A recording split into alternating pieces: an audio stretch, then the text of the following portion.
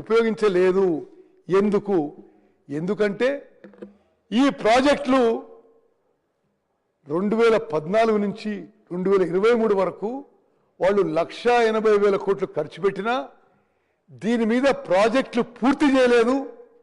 ఈ ప్రాజెక్ట్కి infrastructure develop చేయలేదు. కాబట్టి ఈ ప్రాజెక్టులకి మనకి నీటి కేటాయింపు ఉన్నా గత బీఆర్ఎస్ ప్రభుత్వంలో పూర్తి చేయలేదు. కాబట్టి మనకి 65 టీఎంసీలు ఇయర్ మార్క్డ్ క్వాంటిటీ అయినా యావరేజ్గా మనం 41 టీఎంసీ వాడుకోగలిగినాము. ఇది ఉమ్మడి మహబూబ్నగర్ జిల్లా ప్రజలకి ప్రతి ఒక్కరికి తెలవాలి. అంటే మనకి అలొకేటెడ్ వాటర్ కూడా అధ్యక్ష అలొకేటెడ్ వాటర్ కూడా ఉపయోగించుకోలేకపోయినాము. ఎందుకంటే ఉమ్మడి మహబూబ్నగర్ జిల్లాలో ఉమ్మడి నల్గొండ జిల్లాలో గత బీఆర్ఎస్ ప్రభుత్వంలో తీవ్రమైన అన్యాయం జరిగింది. ఇరిగేషన్ ప్రాజెక్టులు పూర్తి చేయడానికి ఏమీ చర్యలు తీసుకోలేదని చెప్పి నేను మనం చేస్తున్నాను. నెక్స్ట్ అదేవిధంగా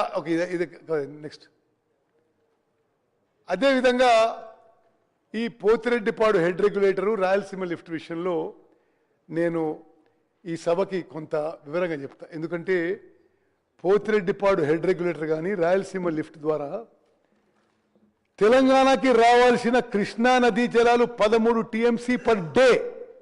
ఇది 13 టీఎంసీ పర్ డే. గతంలో ఉమ్మడి ఆంధ్రప్రదేశ్లో 4 టీఎంసీలు ఉంటే 13 టీఎంసీలకు పెరిగింది. దీంట్లో ఒకటి పోతిరెడ్డిపాడు హెడ్ రెగ్యులేటర్ వెడల్పు చేసుకోవడం, ఎస్ఆర్ఎంసీ కెనాల్ వెడల్పు చేసుకోవడం, లైనింగ్ చేసుకోవడం, రాయలసీమ లిఫ్ట్ ఇరిగేషన్ స్కీమ్. మరి గత బీఆర్ఎస్ ప్రభుత్వంలో వీళ్ళకి తెలిసి ఆ పనులు మొదలైనవి, పనులు ముందుకు పోయినాయి. మనం అధికారంలో వచ్చిన తర్వాత ఇది జాగ్రత్త తినాలి. మనం అధికారంలో వచ్చిన తర్వాత కాంగ్రెస్ ప్రభుత్వం వచ్చిన తర్వాత రాయలసీమ లిఫ్ట్ ఇరిగేషన్ స్కీమ్ ఏదైతే 3 టీఎంసీ పర్ డే ఆంధ్రప్రదేశ్ ప్రభుత్వం ఇల్లీగల్గా అక్రమంగా మొదలుపెట్టిందో ఆ పనులు ఆపించగలిగినని చెప్పి నేను మనవి చేస్తున్నాను. నెక్స్ట్ అదేవిధంగా ఈ పోతిరెడ్డిపాడు హెడ్ రెగ్యులేటర్ విషయంలో అసెంబ్లీలో తీర్మానం చేసినాం. కేఆర్ఎంబీలో కేంద్ర ప్రభుత్వంలో న్యాయపరంగా అన్ని విధాలుగా పోరాటం చేస్తున్నాం. మరి ఇవన్నీ కూడా మన ప్రభుత్వం పోతిరెడ్డిపాడు హెడ్ రెగ్యులేటర్ దాన్ని రెస్ట్రైన్ చేయడానికి ఏమేమి స్టెప్స్ తీసుకున్నో స్పష్టంగా చెప్పడం జరిగింది. నెక్స్ట్ అదేవిధంగా ఆంధ్రప్రదేశ్ రీఆర్గనైజేషన్ యాక్ట్లో కృష్ణా జలాల విషయంలో ఒకటి ఉంది. ఏంటంటే కృష్ణా నదీ జలాలు ఎవరు ఎంత ఉపయోగించుకుంటారో ఒక లెక్క ఉండాలని టెలిమెట్రీ ఇన్స్ట్రుమెంట్స్ పెట్టమన్నారు. టెలిమెట్రీ ఇన్స్ట్రుమెంట్స్ అంటే ఎంత water quantity is flowing per day అని లెక్కేయడానికి. అది సెంట్రల్ ఆఫీస్లో మానిటర్ చేస్తారు. 10 ఏళ్ల పాటు గత ప్రభుత్వం కృష్ణా నదీ జలాల విషయంలో తెలంగాణకు ఎంత అన్యాయం చేసిందంటే కనీసం టెలిమెట్రీ ఇన్స్ట్రుమెంట్స్ పెట్టించలేకపోయినరు.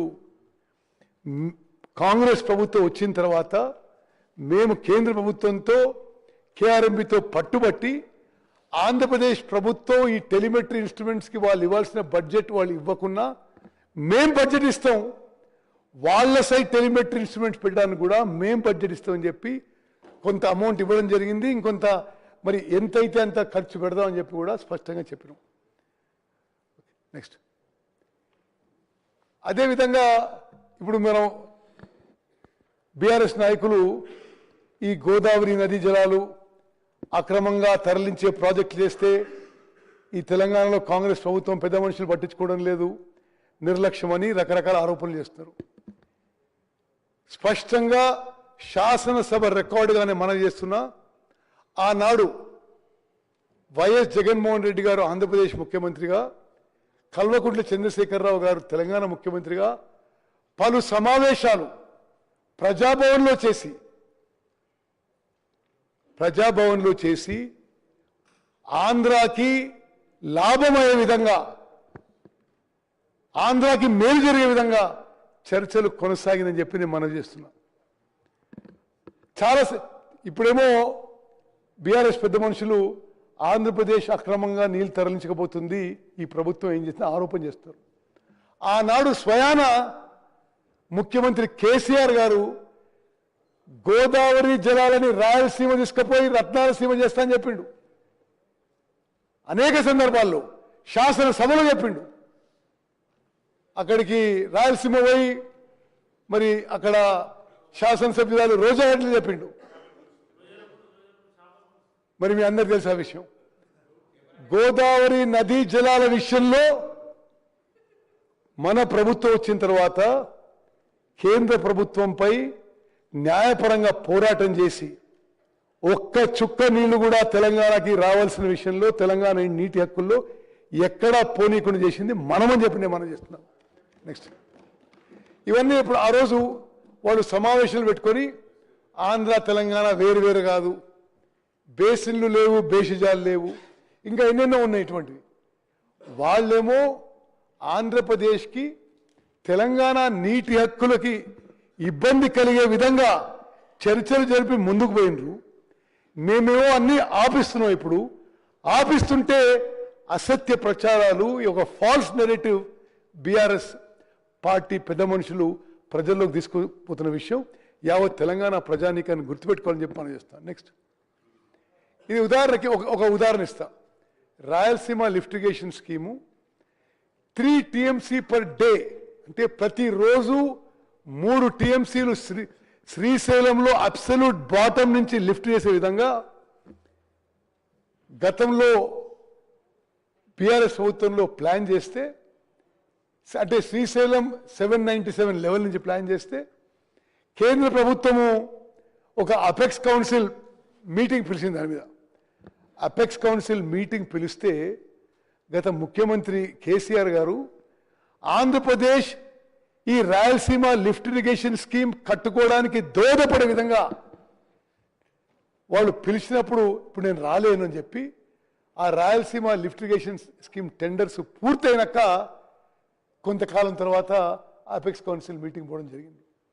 మనం తెలంగాణలో కాంగ్రెస్ ప్రభుత్వం వచ్చిన తర్వాతనే రాయలసీమ లిఫ్ట్ ఇరిగేషన్ స్కీమ్ పనులు ఆపించిందని చెప్పి కూడా నేను మనం చేస్తున్నాను. నెక్స్ట్ సరే, నెక్స్ట్ అదేవిధంగా రాయలసీమ లిఫ్ట్ ఇరిగేషన్ స్కీమ్లో నేను సరే టైం తక్కువ ఉందని I just skip some slides. ఇప్పుడు మన ఎఫర్ట్స్ వల్ల ఇప్పుడు రాయలసీమ లిఫ్ట్ ఇరిగేషన్ స్కీమ్ పనులు ఆపించినము. వద్దండి, నెక్స్ట్ నెక్స్ట్ ఓకే. ఇప్పుడు ఈ ఫర్దర్ టర్మ్స్ ఆఫ్ రెఫరెన్స్ విషయంలో మనం బ్రిజేష్ ట్రిబ్యునల్ ముందు వాదనలు జరుగుతున్నాయి. ఆంధ్రప్రదేశ్ ఏమన్నదంటే ఆంధ్రప్రదేశ్ రీఆర్గనైజేషన్ యాక్ట్ సెక్షన్ 89 ప్రకారము బ్రిజేష్ ట్రిబ్యునల్ వాదనలు వినాలని చెప్పింది. మనమేం చెప్పినాం, section 3 of interstate river waters dispute act of 1956 దాని కింద వినాలని చెప్పినాం. అంటే ఈ సెక్షన్ 3 కింద వింటే తెలంగాణకి న్యాయం జరుగుతుంది. ఆంధ్రప్రదేశ్ తెలంగాణ వాదనలు విన్న తర్వాత ఈ బ్రిజేష్ ట్రిబ్యునల్ మన ఆర్గ్యుమెంట్స్ ఒప్పుకొని ఇప్పుడు justice Brijesh tribunal section 3 of interstate water disputes act ప్రకారం వాదనలు వింటున్న విషయం కూడా యావత్ తెలంగాణ ప్రజానీకాన్ని తెలియజేస్తున్నాం. నెక్స్ట్ అదేవిధంగా ఇప్పుడు మనం ఈ ఫైనల్ ఆర్గ్యుమెంట్స్లో కూడా సెక్షన్ 3 ప్రకారం ముందుకు పోవాలని చెప్పి ట్రిబ్యునల్ ముందు చెప్పినాం. మనం దాంట్లో కొంత సక్సెస్ అయిన విషయం కూడా మనం చేస్తున్నాం. మనం ఇప్పుడు ఈ బ్రిజేష్ ట్రిబ్యునల్ శాశ్వతంగా తరతరాలు కృష్ణా వాటర్స్ డివిజన్లో ఒక జడ్జిమెంట్ ఇవ్వబోతుంది. కొన్ని నెలల్లో కృష్ణా వాటర్స్ మొత్తం 75% డిపెండబిలిటీ మీద, 65% మీద అవైలబుల్ వాటర్ ఇవ్వబోతుంది. ఇటువంటి ఈ సమయంలో కృష్ణా వాటర్స్ డివిజన్లో మన ఆర్గ్యుమెంట్స్ ఏవైతే ఇప్పుడు వాదనలు మనం ఆ ట్రిబ్యునల్ ముందు పెడుతున్నామో అది కూడా ఈ స్లైడ్లో ఎక్స్ప్లెయిన్ చేసినాం. ఒక విషయం మీకు చెప్తాను. గతంలో బీఆర్ఎస్ ప్రభుత్వం ఉన్నప్పుడు శ్రీశైలం బ్యాక్ వాటర్ నుంచి కృష్ణానది జలాలని